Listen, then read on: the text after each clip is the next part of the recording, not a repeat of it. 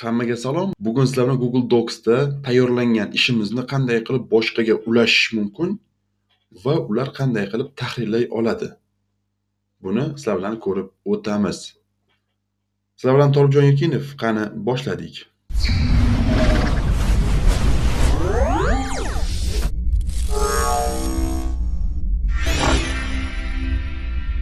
Bizda tayyor bo'lgan ishimiz bor, shu jadval berilgan, shu jadvalga yozish kerak bo'ladi.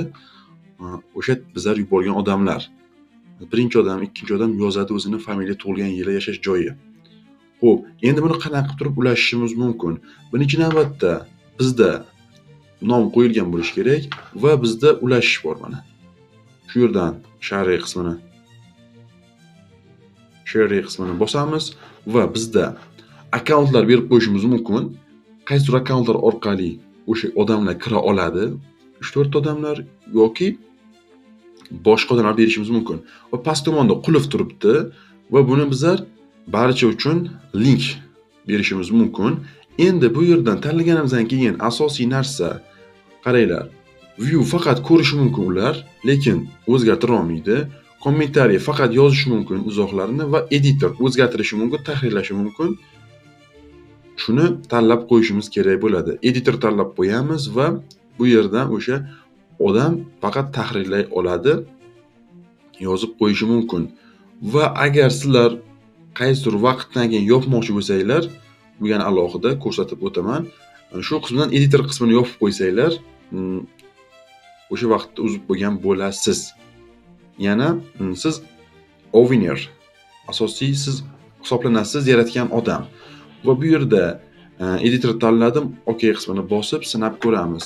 Va endi qanaqa turib linkini olishimiz mumkin? Copy linkga bosaman va Telegramdan o'zimga tashiyman.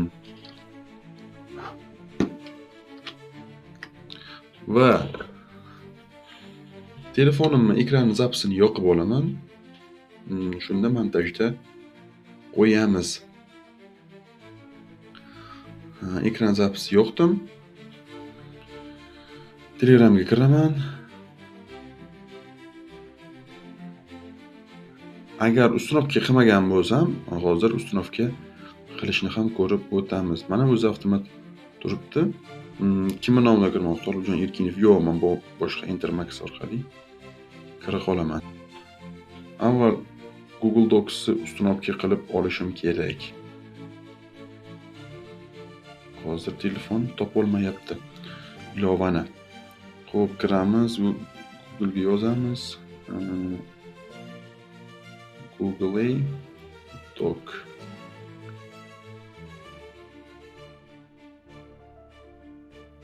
Bekor qilamiz, pastdagi o'rnatish.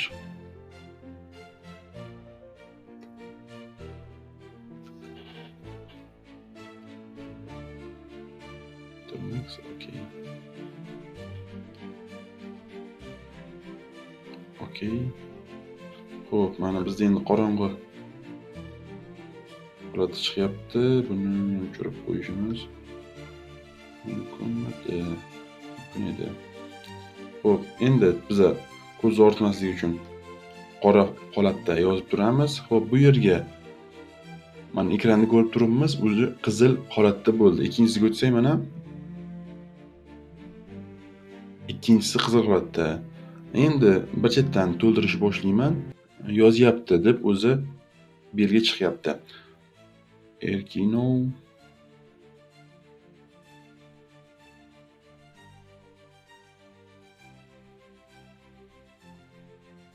mana yozishimman, avtomat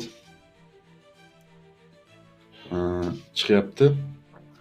Keyingisi tug'ilgan yili. Xo'p, farqi yo'q. Yozaveramiz yilni.